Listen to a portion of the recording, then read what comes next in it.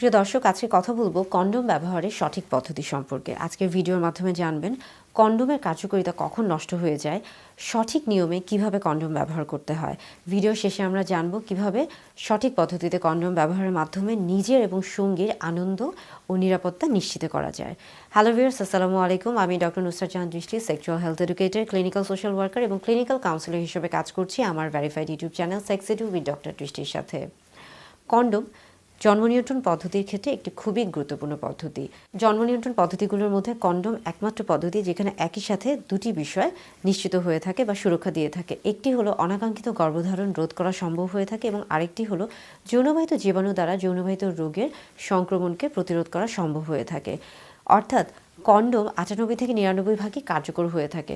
তবে সঠিক নিয়মে যদি কন্ডোম ব্যবহার করা না হয়ে থাকে তাহলে এর কার্যকারিতা সম্পূর্ণ নষ্ট হয়ে যেতে পারে।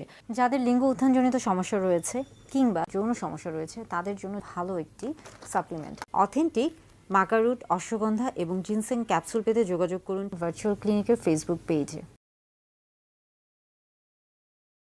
সঠিক নিয়মে কিভাবে কন্ডোম ব্যবহার করতে হয় সেই বিষয় নিয়ে আলোচনা করব। কন্ডোম ব্যবহারের পূর্বে প্রথমে খেয়াল করতে হবে এর প্যাকেটটি ঠিক আছে কিনা, প্যাকেটে কোনো জায়গায় কোনো ছেঁড়া আছে কিনা। সবার প্রথমে প্যাকেটের গায়ে মেয়াদ উত্তীর্ণের তারিখ খেয়াল করুন সেটা উত্তীর্ণ কিনা।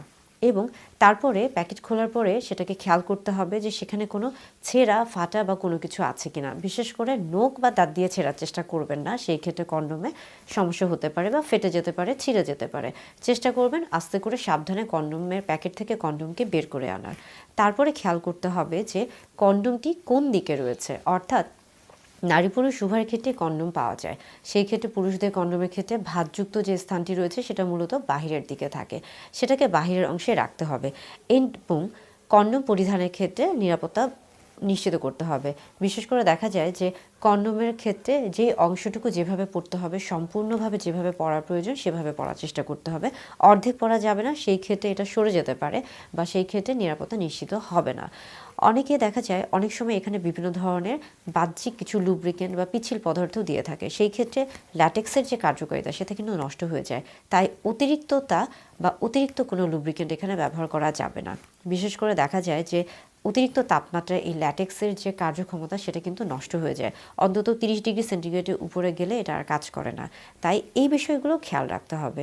এবং পাশাপাশি দেখা যায় যে এই ক্ষেত্রে কিন্তু সাইজ অনেক বড় একটা ব্যাপার। বিশেষ করে কন্ডোমের সাইজ যদি পুরুষ যৌনাঙ্গ বা পুরুষ লিঙ্গের আকারের সাথে না মিলে থাকে সেই ক্ষেত্রে কিন্তু অনেক সময় এটা কার্যকারিতা ঠিকমতো হয় না। কন্ডোম ব্যবহারের শেষে খুব সহজে স্বাভাবিকভাবে এটাকে বের করে আনতে হবে এবং সেটাকে আস্তে করে টিস্যু দিয়ে মুড়িয়ে ডাস্টবিনে ফেলে দিতে হবে। কন্ডোম ব্যবহারের ক্ষেত্রে বেশ কিছু ভুল ধারণা রয়েছে।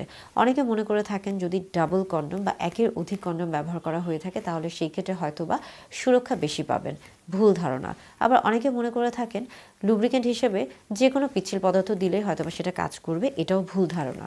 আবার অনেকে মনে করে থাকেন যে কন্ডোম হয়তোবা যে কোনোভাবে পরিধান করলেই হবে, সেইটাও ভুল ধারণা। অর্থাৎ এই বিষয়গুলোকে খেয়াল করতে হবে।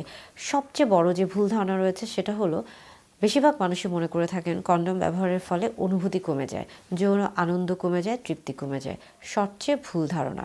যৌন আনন্দ কখনোই কমে না, বরং কন্ডোম ব্যবহারের ক্ষেত্রে যেহেতু একই সাথে আপনি দুই দিক থেকে লাভবান হন, অর্থাৎ অনাকাঙ্ক্ষিত গর্ভধারণ রোধ করা সম্ভব হয় এবং যৌনবাহিত রোগের যে জীবাণুগুলো রয়েছে সেটা সংক্রমণকে এটা প্রতিরোধ করছে। অর্থাৎ আপনি যদি পরিবার পরিকল্পনা পদ্ধতি গ্রহণ করতে চান, অর্থাৎ যদি আপনি বাচ্চা গ্রহণ না করতে চান, তাহলে সেই ক্ষেত্রে অবশ্যই কন্ডোম একমাত্র নিরাপদ জন্ম নিয়ন্ত্রণ পদ্ধতি। সেই ক্ষেত্রে আপনি যদি সহবাসের সময় কন্ডোম ব্যবহার করে থাকেন তাহলে সর্বোচ্চ যৌন অনুভূতি পাওয়া সম্ভব হয়ে থাকে। নারী পুরুষ উভয়ের ক্ষেত্রে বাজারে কন্ডোম পাওয়া যায় স্বাভাবিক নিয়মে এবং সঠিক নিয়মে কন্ডোম ব্যবহার করলে এর কার্যকারিতা সম্পূর্ণ বজায় থাকে। তাই সঠিক নিয়মে কন্ডোম ব্যবহার করার অভ্যাস করে তুলুন।